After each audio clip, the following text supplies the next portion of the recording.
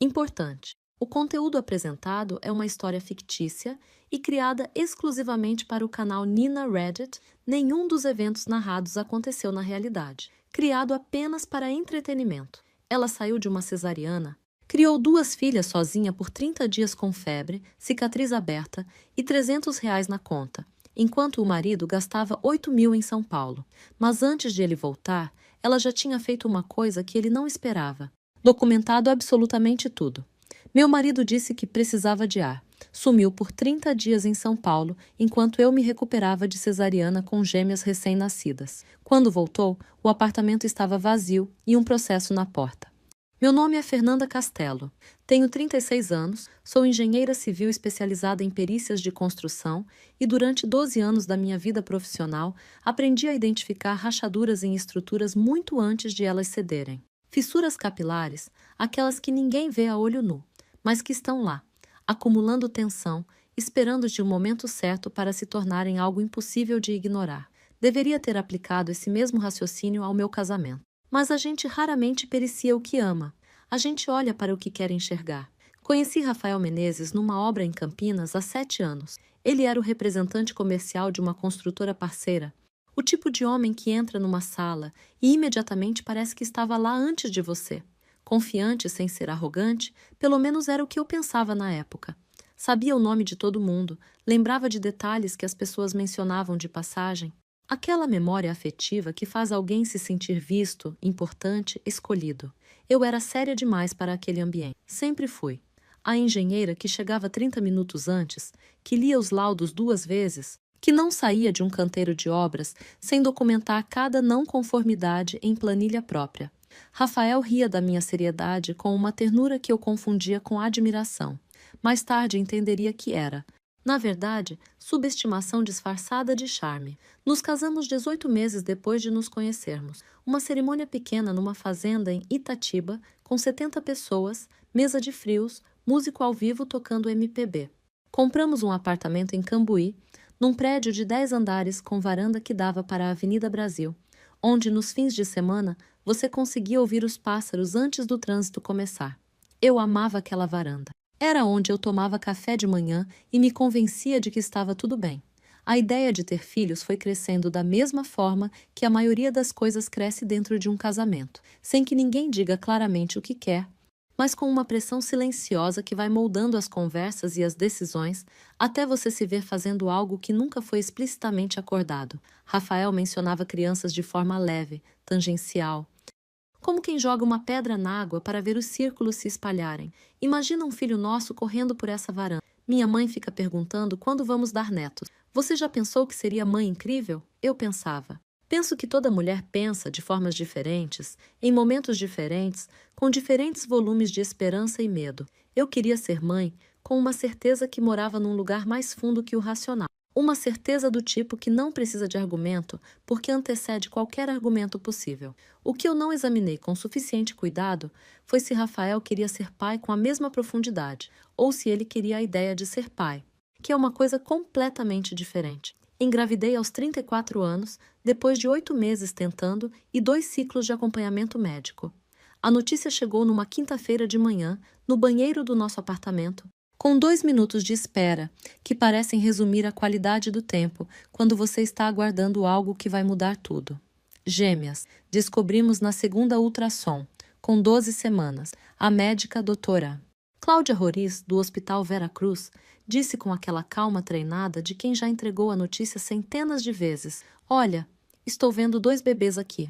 E apontou a tela. Rafael ficou em silêncio por um segundo, que na época eu li como surpresa emocionada, e depois abriu um sorriso largo, o tipo de sorriso que ele tinha patenteado, o que chegava primeiro aos olhos e depois à boca, e disse: "Cara, a gente sempre quis superar as expectativas." Eu ri. Segurei a mão dele, olhei para aquelas 2 sombras pulsando na tela e senti algo que não cabe em nenhuma palavra que eu conheça. Uma espécie de gratidão tão grande que dói.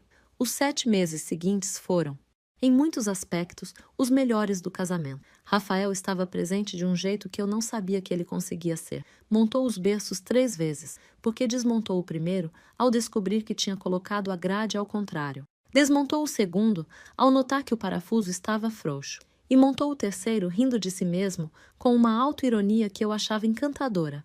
Ia às consultas. Fez uma planilha de enxoval que me fez rir na época, mas que, olhando agora, era mais organizada do que qualquer coisa que ele produziu no período em que eu precisei de verdade. A primeira rachadura apareceu na 28ª semana, quando minha pressão começou a subir e a doutora Cláudia me colocou em repouso relativo. Não era repouso total. Eu podia me mover pelo apartamento, fazer atividades leves, mas trabalho fora estava suspenso. Esforço físico suspenso, estresse suspenso. Como se o estresse fosse uma torneira que você simplesmente fecha quando a médica pede. Rafael assumiu algumas responsabilidades domésticas com boa vontade inicial. Fazia compras, pagava contas, trazia almoço de uma lanchonete perto do escritório dele 3 vezes por semana. Mas eu comecei a notar alguma coisa nele que é difícil de nomear sem soar cruel. Então vou tentar ser precisa. Uma leve contração nos movimentos quando eu pedia algo que ele não havia antecipado. Como se cada solicitação fora do roteiro que ele havia mentalizado representasse uma pequena violação de contrato. Eu notei. Me disse que era temporário, que ele estava sobrecarregado, que a gente atravessa e fica tudo bem do outro lado. Fui muito boa em me contar essa história. Beatriz e Helena chegaram de cesariana de emergência numa segunda-feira às 2 da manhã, com 36 semanas e 4 dias de gestação, saudáveis, chorando com aquela indignação específica dos recém-nascidos que parecem não entender por que foram tirados de um lugar tão conveniente para este aqui. Rafael estava na sala de espera. Quando me trouxeram para o quarto de recuperação, ele entrou com os olhos vermelhos e ficou olhando para as duas no berço aquecido com uma expressão que era genuinamente emocionada. Tenho certeza disso. Guardo aquela expressão como evidência de que ele, naquele momento, sentiu algo real. O problema não foi o que ele sentiu no hospital. O problema foi o que ele escolheu sentir depois, quando o hospital acabou e a vida real começou. As primeiras 2 semanas vieram com o alvoroço habitual. Minha mãe, Vera, voou de Porto Alegre e ficou no quarto de hóspedes com uma eficiência amorosa que é a marca registrada dela. Lavava, dobrava, cozinhava, embalava bebê sem ser solicitada, com a presença calma de quem sabe que estar ali é a coisa mais importante que pode fazer. A sogra, Conceição, apareceu por 4 dias, mais para ver do que para ajudar, mas com uma boa vontade que eu aceitei com gratidão. Vizinhas deixaram marmitas na porta. Uma colega de trabalho mandou um cesto com produtos de higiene pessoal. Shampoos, sabonetes, cremes, coisas que eu não teria pensado em pedir e que chorei de gratidão ao abrir, porque era exatamente isso que estava faltando. Alguém pensando em mim como uma pessoa, não apenas como um mecanismo de alimentar bebês. A cesariana tinha deixado uma cicatriz transversal de 18 centímetros, mantida por pontos internos e grampos externos que me puxavam toda vez que eu me movia de forma errada. E eu me movia de forma errada o tempo todo, porque não existe maneira certa de se movimentar quando você está cuidando de 2 recém-nascidos. Desenvolvi engurgitamento nos seios no 5º dia e mastite no 12º, febre de 38,8, a mama esquerda latejando num ritmo que rivaliza com qualquer dor que eu já documentei em laudo pericial. A doutora Cláudia me mandou antibiótico e disse para continuar amamentando, que era o melhor para desobstruir. Continuei. O que mais eu ia fazer? As visitas foram embora na 3ª semana. Como sempre acontece, a onda de apoio chega, quebra, recua. E você fica com o que tem. O que eu tinha era Rafael. Nos primeiros dias depois que minha mãe foi embora, ele ainda estava presente de uma forma que eu conseguia reconhecer como esforço. Acordava em algumas madrugadas, não todas, mas algumas, para pegar uma das meninas quando o choro começava. Trocava a fralda com a expressão de quem está executando uma cirurgia delicada, o que me fazia rir apesar de tudo. Havia algo de genuíno naquele esforço, mesmo que fosse um esforço que precisava de reconhecimento constante para se sustentar, o que deveria ter me dito alguma coisa. A mudança foi gradual o suficiente para que eu ficasse me perguntando se estava exagerando. Ele começou a dormir no quarto de hóspedes. Preciso dormir para trabalhar, Fê. Não faz sentido os 2 ficarem destroçados. Fazia sentido. Eu entendi a lógica, mas a lógica não mudava o fato de que às 3 da manhã, quando Beatriz e Helena acordavam com 20 minutos de diferença uma da outra, eu estava sozinha. Ele passou a sair mais cedo, antes das 6h30, antes da primeira mamada da manhã, antes de qualquer coisa que exigisse participação. Chegava depois das 8 da noite, quando o pico de dificuldade do dia havia passado, com a postura de quem cumpriu uma jornada exaustiva e merece descanso. Eu olhava para ele chegando e pensava que sim, que ele havia trabalhado, que isso era verdade, e ao mesmo tempo pensava que eu também havia trabalhado durante 18 horas seguidas, sem intervalo para almoço, sem banheiro em paz, sem água quando eu queria água porque tinha bebê no colo. Quando eu tentava dizer isso, havia uma qualidade específica na forma como ele ouvia que eu só consegui nomear depois de algumas semanas. Ele ouvia como se estivesse esperando que eu terminasse. A noite em que tudo quebrou foi uma quinta-feira, com Beatriz com 3 semanas e 4 dias de vida. Ela havia começado a chorar às 18 horas e não havia parado. Não era o choro de fome que eu já havia aprendido a identificar, aquele rítmico, com pausas, o choro de quem está comunicando uma necessidade específica. Era o outro choro, o inconsolável, o que não tem causa identificável e não tem solução conhecida e que vibra numa frequência que desativa qualquer capacidade de pensamento. Eu tinha tentado tudo. Amamentei, ofereci chupeta, mudei de posição, andei pelo corredor, coloquei na banheira morna, coloquei música, botei no carrinho e empurrei pela sala. Helena havia dormido às 20 horas depois de uma mamada longa, e eu estava em pânico silencioso de que Beatriz fosse acordá-la. Por que gerenciar duas em colapso simultâneo, com incisão puxando e mastite latejando, era um cálculo que eu não tinha certeza de conseguir fechar. Rafael estava no sofá, não estava dormindo, estava no celular. Eu conseguia ver a tela da posição onde estava andando com Beatriz no colo. Era um jogo. Um daqueles jogos de estratégia que ele jogava antes de casarmos e havia retomado nas últimas semanas com uma regularidade que eu havia escolhido não comentar. Você pode pegar ela por 10 minutos? A minha voz saiu plana, sem inflexão, porque eu não tinha mais inflexão disponível. Só preciso sentar, só isso. Ele olhou para mim. Não vou conseguir descrever adequadamente a expressão que estava no rosto dele, porque não existe vocabulário para algumas coisas. Era a expressão de alguém que olha para um problema e decide, numa fração de segundo, que o problema não é dele. Não era raiva, não era culpa. Era uma espécie de retirada, como se ele tivesse recuado para dentro de si mesmo e fechado uma porta que eu não sabia que existia. Fê, eu tô destruído.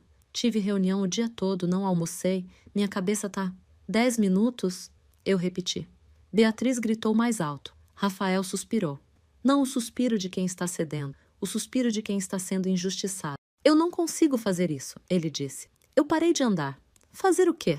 Ele fez um gesto vago que abarcava Beatriz, o apartamento, o berço desmontado que ainda estava na sala, porque não havia tido tempo de remontar. As embalagens de fralda empilhadas no canto, a bomba de leite na mesa de centro, toda a evidência física da vida que estava acontecendo naquele espaço. Isso aqui. Tudo isso. Isso não é o que eu imaginei. Eu olhei para ele por um momento. O que você imaginou? Ele não respondeu. Ficou olhando para o telefone. Beatriz gritava. Helena, milagrosamente, continuava dormindo. Rafael. Minha voz havia mudado. Eu ouvia mudando. O que você imaginou que seria? Não é assim. Ele disse. E havia algo na forma como disse. Uma firmeza que era quase alívio. Como se estivesse finalmente dizendo em voz alta algo que havia pensado muitas vezes. Não é isso que eu quero. Eu preciso de espaço para respirar. Você tem espaço. Eu disse. Você dorme no quarto de hóspedes. Você sai às 6 da manhã. Você chega às 8 da noite. Você joga no celular enquanto eu ando com ela há 3 horas. Você está me atacando agora. Estou descrevendo. Ele se levantou. Pegou as chaves na fruteira. Vou dar uma volta. Preciso de ar. Rafael. Uma vez só. Só para ver. A porta fechou. Ele voltou às 11h30. Eu estava no quarto. Beatriz finalmente dormindo no meu colo, imóvel, com medo de qualquer movimento que a acordasse. Rafael não entrou no quarto. Ouvi os passos no corredor, a porta do quarto de hóspedes fechando com aquele cuidado excessivo de quem está tentando não ser ouvido. Na manhã seguinte, acordei às 5h40 com Helena. Quando fui à cozinha às 7 para fazer café, havia um bilhete na mesa. A letra de Rafael é grande, inclinada para a direita, o tipo de caligrafia de quem escreve rápido e confia que o contexto vai preencher os detalhes. Fui para São Paulo com o Tiago e o pessoal. Precisava sair daqui. Você dá conta, você sempre deu. Não fica com raiva, tô voltando em algumas semanas. Erra. Algumas semanas. Não um número, não uma data. Algumas semanas, como se o prazo fosse um detalhe que eu poderia resolver sozinha, junto com tudo o mais. Fiquei olhando para o bilhete enquanto Helena tomava leite. Beatriz dormia no berço, que eu havia finalmente remontado às 2 da manhã, porque tinha ficado com medo de que ela rolasse para fora do provisório que eu havia improvisado com cobertor. Lá fora, o sol estava começando a entrar pela varanda. Os pássaros ainda eram ouvidos antes do trânsito. Eu dobrei o bilhete, coloquei no bolso do roupão e tomei meu café de pé, porque era mais rápido do que sentar. No terceiro dia sozinha, instalei uma câmera. Não foi uma decisão estratégica, não naquele momento. Foi uma decisão das 3 da manhã, o tipo que você toma quando está amamentando com uma mão e segurando o celular com a outra e se pergunta se está ficando louca ou se o que está acontecendo é real o suficiente para deixar rastro. Comprei uma câmera de segurança residencial numa loja online, o modelo mais simples disponível com entrega para o dia seguinte, e instalei na sala apontada para a entrada do apartamento e para boa parte da área social. Não sei exatamente por que fiz isso, ou sei, mas é difícil de admitir com clareza. Eu queria evidência, queria algo que semanas depois eu pudesse olhar e confirmar. Sim, isso aconteceu. Você não inventou. Você não exagerou. Você não está lembrando errado. 12 anos de trabalho em perícia ensinam que a memória é o testemunho menos confiável que existe. Documentos não revisam a história de acordo com o que você quer que tenha acontecido. Os dias tinham uma estrutura que era ao mesmo tempo rigorosa e completamente sem forma, mamada a cada 2 horas e meia, 3 horas quando tinha sorte, cada uma levando entre 40 e 50 minutos quando eu incluía o tempo de trocar, arrotar, esperar que o estômago se acomodasse antes de deitar. Entre as mamadas, roupa, louça, lixo, tentar comer alguma coisa em pé, tentar tomar banho em menos de 4 minutos com a porta aberta para ouvir qualquer som. A cicatriz puxava toda vez que eu carregava as duas ao mesmo tempo, o que eu fazia constantemente porque não havia outra forma. E havia dias em que olhava para ela no espelho e ficava me perguntando se havia feito algo que não deveria. Liguei para Rafael 23 vezes em 10 dias. Ele atendeu em 4 ocasiões. Na primeira, disse que estava se reorganizando, palavra que usou 3 vezes na mesma ligação, como se a repetição fosse conferir substância ao que era fundamentalmente vazio. Na segunda, perguntou se as meninas estavam bem. Não perguntou como eu estava. Percebi isso só depois de desligar. Na terceira, havia barulho de fundo que eu reconheci como bar. Era uma quarta-feira às 19 horas. Na quarta, ele disse: Fê, você tá dando conta, para de ser dramática. Desliguei antes de responder.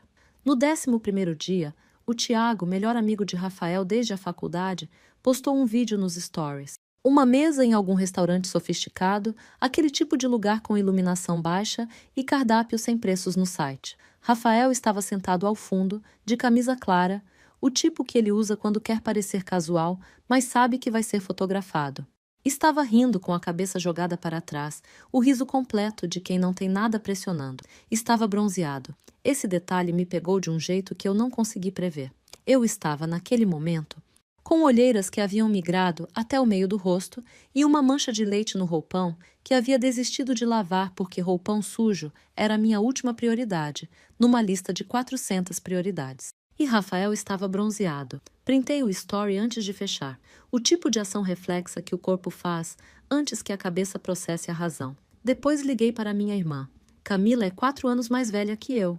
Faz gestão de riscos para uma seguradora em São Paulo, o que significa que ela passa os dias identificando o que pode dar errado antes de dar e construindo estruturas para limitar o dano. É a pessoa mais metódica que conheço, o que é um elogio da mais alta categoria vindo de mim. Eram 2h40 da manhã quando liguei. Ela atendeu no segundo toque, contei tudo. Ela ficou em silêncio por um tempo que aprendi a reconhecer como o silêncio de quem está processando, não de quem não tem o que dizer. Você tem o bilhete? Ela perguntou. Tenho. Você tem os registros das ligações? Tenho. Você tem acesso ao cartão conjunto? Pausa. Tenho. Me manda tudo amanhã de manhã. Ela disse. Eu venho no fim de semana. Chegou na sexta à tarde com uma mochila, um cooler com comida preparada e uma expressão que vi nela só uma vez antes na vida, quando nosso pai ficou doente e ela decidiu, sem anunciar, que ia resolver. Ficou 10 dias. Nesses 10 dias, cozinhou, lavou, segurou o bebê em madrugada para que eu dormisse em blocos de 3, 4 horas, o tipo de sono que você só valoriza depois de ser privado dele por tempo suficiente para esquecer que era possível. e me ajudou a construir o que, nos dias seguintes, eu passei a chamar internamente de o arquivo. O arquivo começou como uma planilha, porque é assim que eu penso. Coluna A, data e hora. Coluna B, evento. Coluna C, evidência disponível. Coluna D, observações. Linha por linha, desde a noite da quinta-feira até aquele momento. O bilhete, fotografado e salvo em 3 lugares diferentes. Nuvem, pendrive, e-mail enviado para mim mesma. O histórico de ligações, 23 tentativas, 4 atendimentos, durações registradas. O extrato do cartão compartilhado que Camila havia acessado com a senha que eu tinha. Restaurantes, shows, entradas em casas noturnas, uma hospedagem num apart-hotel em Moema que custava R$ 980 a diária. Em 12 dias, Rafael havia gastado pouco mais de R$ 8.000 em São Paulo, enquanto eu recebia, via transferência, um depósito de R$ 300 com a mensagem, para o que precisar. O story do Tiago, printado com hora e data visíveis. As notas médicas.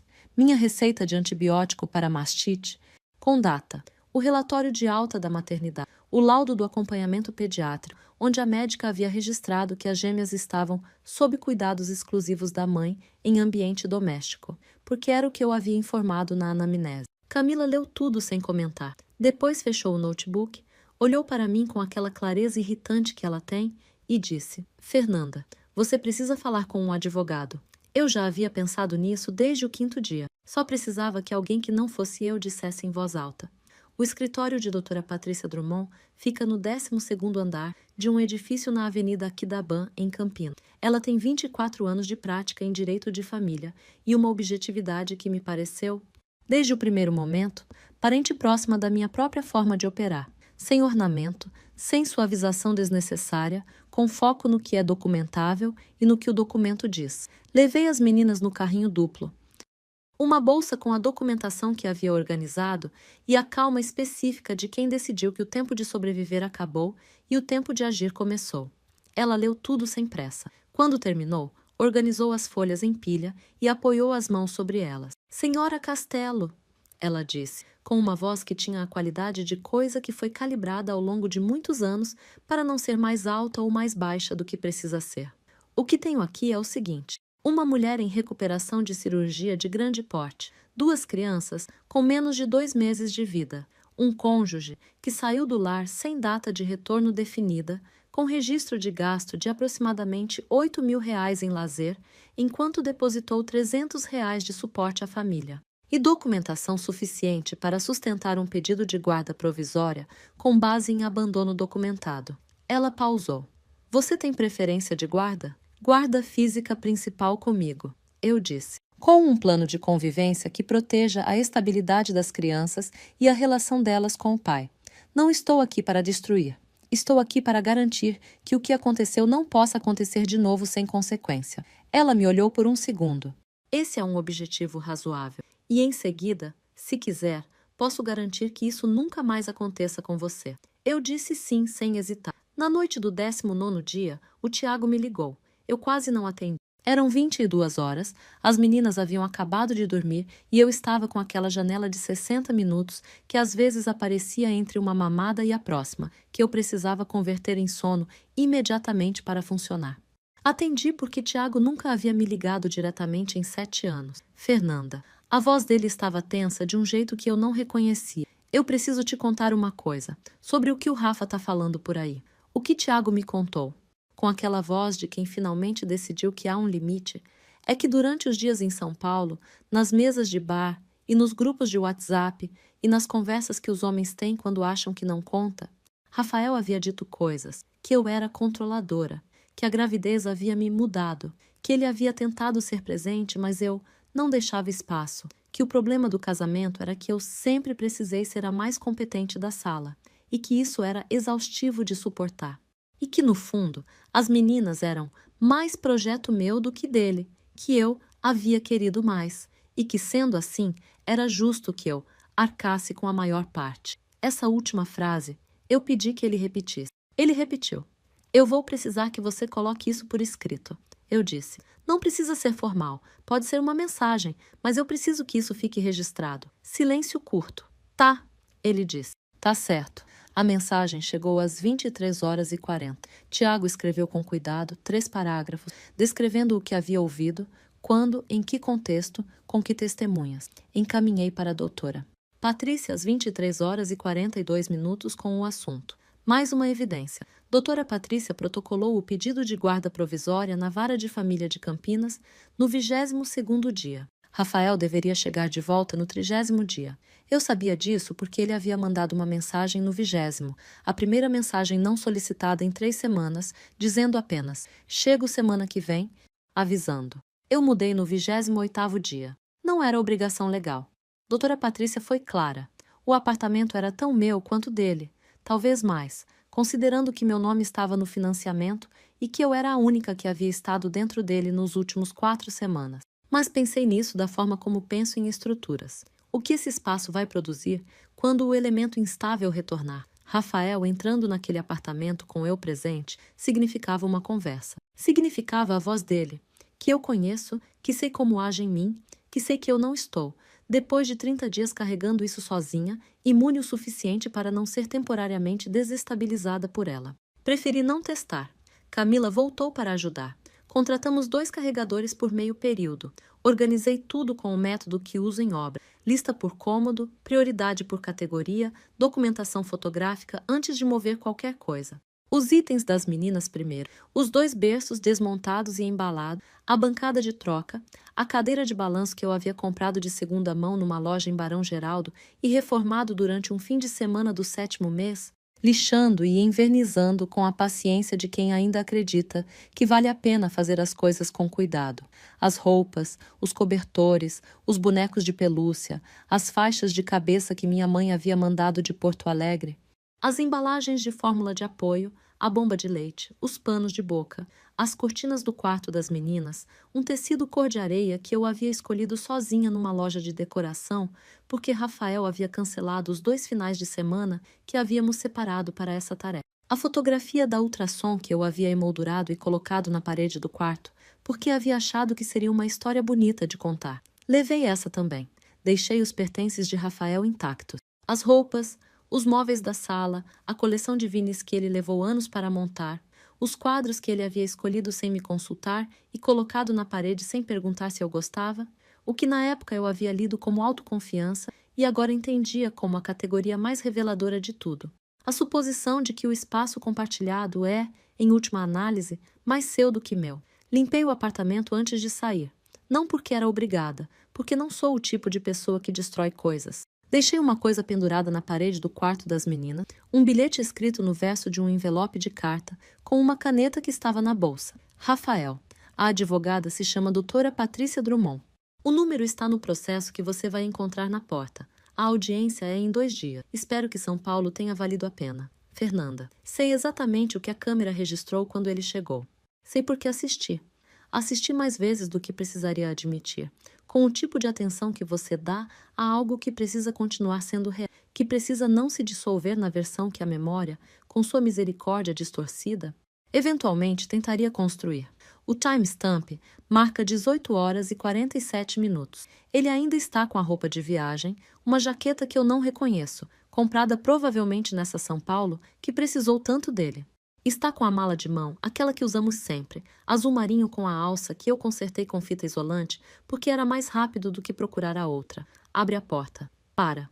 O apartamento está vazio de uma forma que tem peso físico. As paredes ainda estão. O piso ainda está.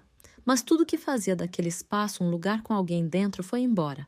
Ele fica parado por 8 segundos. Eu contei quando assisti, pausando e voltando.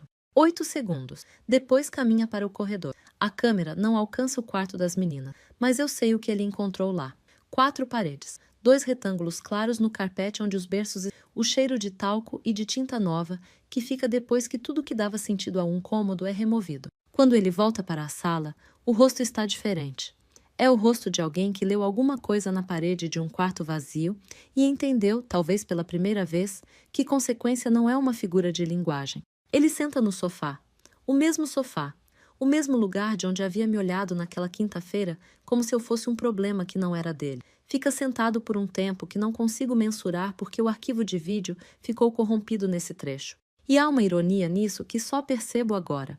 O momento em que eu mais gostaria de ter evidência é exatamente o que não ficou registrado, mas o resto ficou.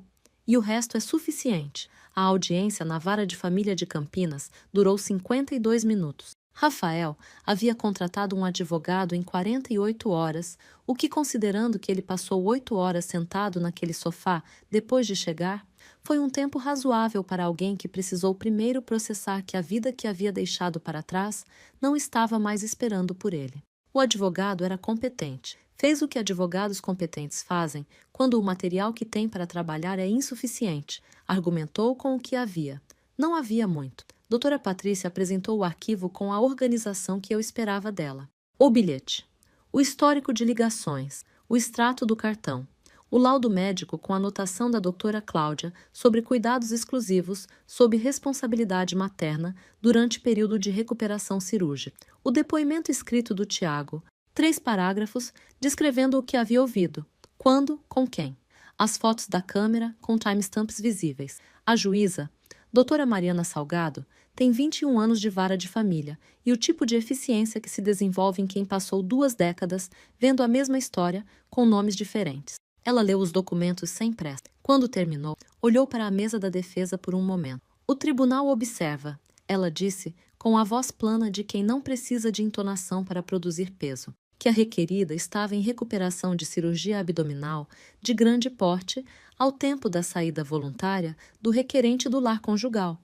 e que as menores, com menos de 40 dias de vida, permaneceram sob cuidados exclusivos da mãe por período de 30 dias, sem suporte do genitor e com apoio financeiro de R$300, enquanto o requerente, documentadamente, despendeu mais de R$8.000 em lazer no mesmo período. Ela pausou. Isso vai estar na fundamentação da sentença. O advogado de Rafael escreveu algo no bloco. Rafael olhou para as mãos. Guarda física principal comigo, regime de visitação supervisionada por 90 dias com reavaliação, pensão fixada em R$2.800 mensais, corrigidos pelo INPC, e restrição de viagem. Rafael precisaria comunicar qualquer saída do estado de São Paulo com antecedência mínima de 48 horas, por escrito, ao escritório de doutora Patrícia e ao juízo. Essa última parte foi iniciativa da juíza, não nossa. Doutora Patrícia me olhou quando saímos e disse, com aquela economia de palavras que eu havia aprendido a apreciar. Foi bem, foi. Conceição, minha sogra. Ligou na semana seguinte. A voz dela tinha a qualidade de quem está escolhendo as palavras com um cuidado que não é natural para ela, que é mulher de falar direto. Fernanda, eu não vou defender o que ele fez. Pausa. Não tem defesa. Fiquei em silêncio esperando. Eu criei um filho que sabia que tinha que comparecer. Ela disse. E não sei onde isso se perdeu. Mas não foi em casa. Não respondi a isso. Não era necessário. Posso ir ver as meninas? Disse que sim. Ela veio no sábado seguinte com uma sacola de roupas que havia comprado, tamanho 3 a 6 meses, com aquele excesso amoroso das avós que compram como se pudessem compensar em presentes o que não conseguem controlar em pessoas. Ficou 3 horas. Segurou Beatriz e Helena com o cuidado de quem sabe que está segurando algo que pode ser tirado e não disse nada sobre o filho que eu não tivesse pensado sozinha em alguma madrugada. Chegou a um acordo não declarado entre nós. Ela não pede desculpa por ele, porque não é dela a desculpa a dar. Eu não a puno por ele, porque não é justo. As meninas vão ter avó. Esse acordo não tem nome, mas tem solidez. Rafael pediu para me ver, fora do contexto de visita supervisionada, 6 semanas depois da audiência. Escolheu uma cafeteria perto do fórum, o tipo de lugar neutro que as pessoas escolhem quando querem uma conversa que pareça civilizada. Chegou antes de mim. Quando entrei, ele estava com as mãos em torno de um copo de café e a expressão de alguém que passou as últimas semanas ensaiando alguma coisa. Deixei que ensaiasse. Ele disse que havia entendido, que havia errado, que havia entrado em colapso de uma forma que não justificava o que fez, mas que precisava que eu soubesse que não havia sido frieza, que havia sido medo, que ele havia se sentido sufocado e havia tomado a decisão mais covarde possível e que entendia se eu não conseguisse perdoar, mas que queria que eu soubesse. Ouvi tudo. Quando ele terminou, fiquei um momento em silêncio. Rafael, eu disse, você saiu de um apartamento com 2 filhas recém-nascidas e uma mulher com cicatriz cirúrgica porque precisava de ar. Você ficou 30 dias em São Paulo enquanto eu aprendi a dormir de sentada para não largar as 2 ao mesmo tempo. Você depositou R$ 300 e achou que isso cobria sua parte. Ele assentiu, olhando para a mesa. Eu ouço o que você está dizendo, continuei. E não vou carregar raiva de você para o resto da vida, porque raiva é pesada e eu tenho coisas mais importantes para carregar. Mas também não vou te dizer que está tudo bem. Não está.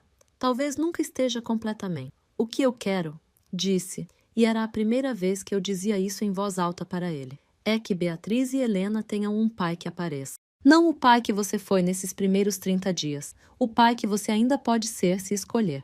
Essa é a única coisa que me interessa agora.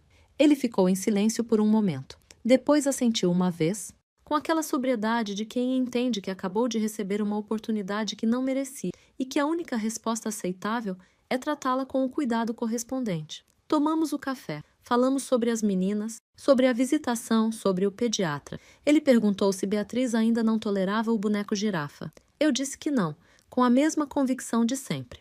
Ele deu um sorriso pequeno. O primeiro sorriso que eu via nele que parecia custar alguma coisa. Saí antes dele.